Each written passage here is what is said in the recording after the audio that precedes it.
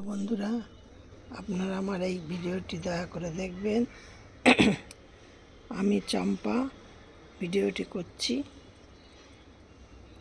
দেখুন কত রকমের কত সুন্দর সুন্দর ফুল ফুটেছে। এই দেখুন, এই করবী ফুল গাছটা আমার প্রচুর ফুল ফুটে এবং খুব বড় বড় ফুল ফোটে। আজকে আমার এই ফুল সব শেষ হয়ে গেছে, আবার নতুন করে কলি বেরিয়েছে। আবার 2-4 দিন পর থেকে আবার ফুল ফোটা শুরু হবে।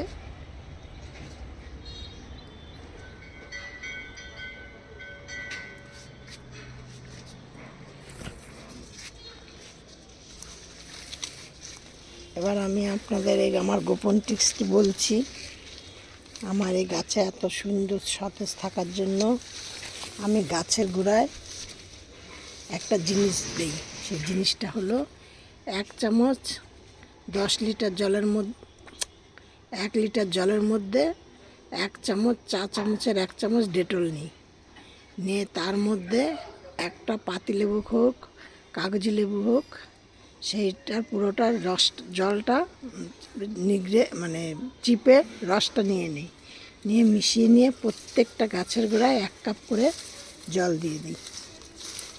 দিয়ে নিয়ে তাতে কি হয়, গাছের গোড়া যে কেল্লাই শামুক হয় সেইগুলি আর হয় না, মরে যায়। এই দেখুন, আমার প্রতিদিনকে অনেকগুলো করে অ্যারামন্ডি ফুল হয়, কিন্তু আজকে একটু কম ফুটেছে। কড়িগুলো এই যে কড়ি দেখেছেন, প্রচুর পরিমাণে কড়ি আছে গাছে। এই দেখুন, প্রচুর কড়ি আছে।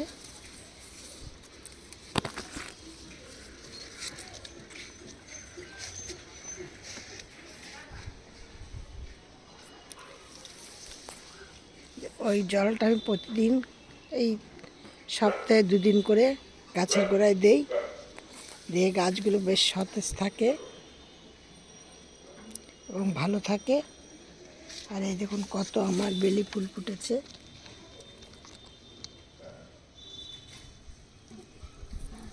সব গাছের জন্য আমি একই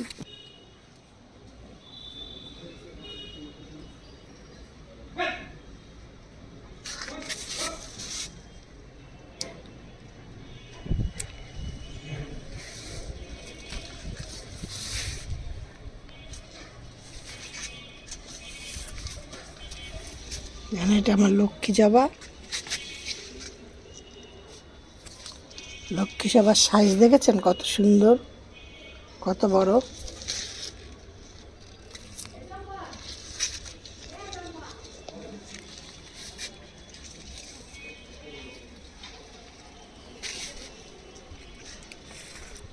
আপনারাও গাছে এই ডেটল দিয়ে, লেবুর রস দিয়ে একসাথে মিশ্রণ করে সপ্তাহে 2 দিন করে গাছের গোড়ায় দিন।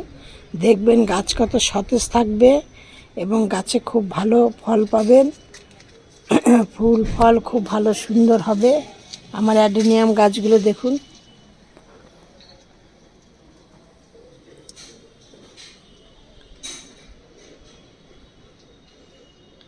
আমার ভিডিওটি আপনার প্রথম থেকে শেষ পর্যন্ত দেখবেন এবং দয়া করে একটা সাবস্ক্রাইব করবেন, লাইক করবেন, কমেন্ট করবেন। নেক্সট ভিডিও আবার করব। এখন রাখছি।